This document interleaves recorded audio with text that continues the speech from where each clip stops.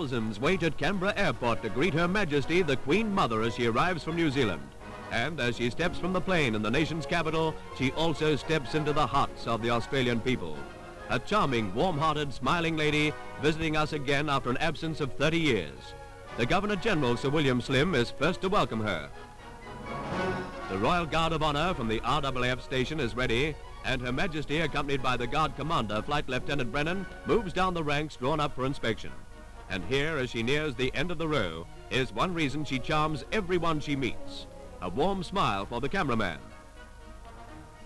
After the inspection, the Queen Mother moves to the official dais where leaders of Parliament, diplomats and federal ministers and their wives are presented to her.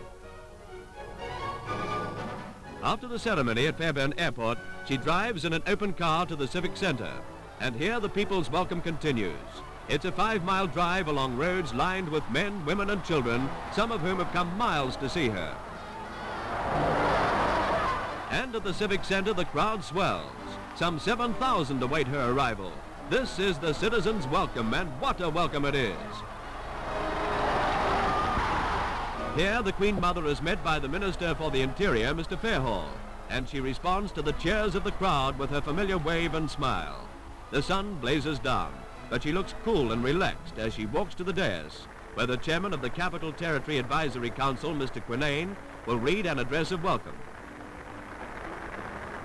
But before the official welcome, there's a great moment for 7-year-old Kay Beauchamp, a Canberra schoolgirl, who approaches shyly and demurely to present a bouquet.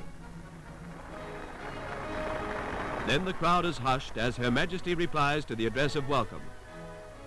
I am so very happy to be in Australia again.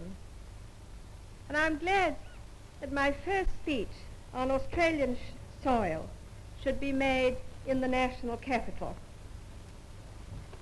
Since my visit in 1927, I have followed the growth of Canberra with great interest, for it was my privilege to see the birth of a city destined to take its place among the great capital cities of the world.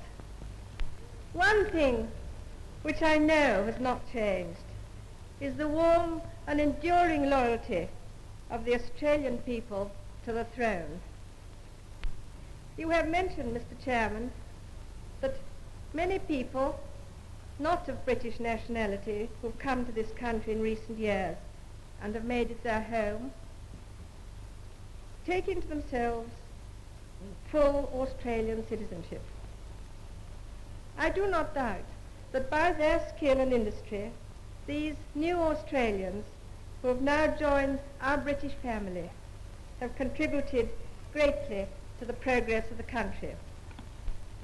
Once again, I thank you for your wonderful welcome, which has touched me so deeply. One busy day is over and soon another begins. The Queen Mother arrives at St. John's Church of England, where thousands wait to see her. With the Bishop Administrator of Canberra and Goulburn, the Right Reverend R.G. Arthur, Her Majesty pauses to speak to some of the worshippers. Among them, 87-year-old Mr. Blewett of Brindabella, who is blind, and Mrs. Young, who brought Mr. Blewett from his home to the church. Only the church's regular congregation is allowed inside for the service, but more than 10,000 listen in the grounds outside the lovely 114-year-old church. After divine service, the Queen Mother drives to Government House, and she is accompanied by the Governor-General and Lady Slim to the inner garden, where 5 children are waiting to be presented. Not 5 ordinary children either. They've come thousands of miles from the Kimberley Ranges in Western Australia. Rocky Magnoli, son of an Italian migrant station hand, and Peter Lacey, son of Australia's northernmost station owner. And 14-year-old Ruth Daylight, a full-blood Aboriginal daughter of a stockman, whose dazzling smile matches that of the Queen Mother's. The head of the Australian Inland Mission, the Reverend Mackay, brought the children on their long journey. Another day, another busy day. First at the National War Memorial, escorted by the Minister for the Interior, Mr. Fairhall. It's an impressive setting and an impressive moment. A Queen arriving to pay homage to Australians who laid down their lives in the service of Crown, Commonwealth and country. Here the cheers of the crowd are gone, for this is a place of memories. Memories for those who watch. Memories for the Queen herself as she places her wreath on the stone of remembrance. A solemn moment.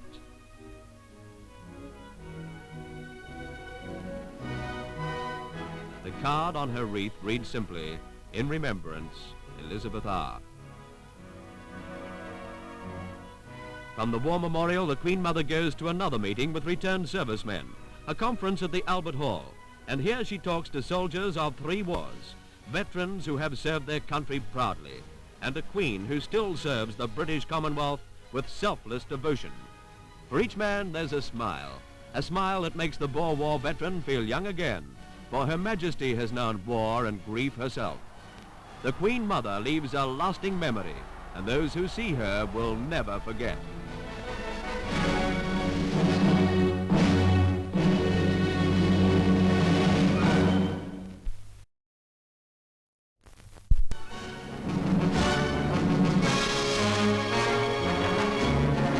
And now to Brisbane, and the Sunshine State gives the royal visitor a wonderful reception. The administrator, Sir Alan Mansfield, meets her at the airport and presents the Queensland Premier, Mr. Nicklin, and his sister, Mrs. Lynn. The Queen Mother's 3-day visit to Queensland begins in fine weather, though rain had fallen earlier, and there are thousands of people at the airport to catch their first glimpse of her. Tens of thousands more line the route to the City Hall as the Queen Mother drives in triumph to the greatest ovation she's received so far on her Australian tour. Mounted police join the royal procession in the city itself, and Brisbane gives her a ticker tape and streamer welcome, to which she responds with smiles and waves.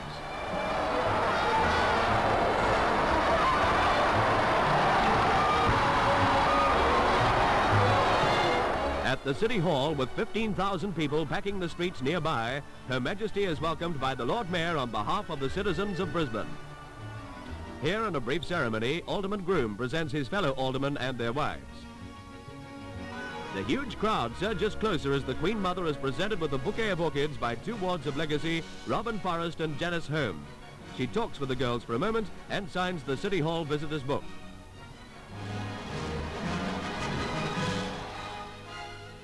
Despite the heat, the Queen Mother is as radiant as ever, and the 200,000 people who've lined the streets have their reward as she drives slowly past. A spontaneous demonstration of affection from the people of the Sunshine State.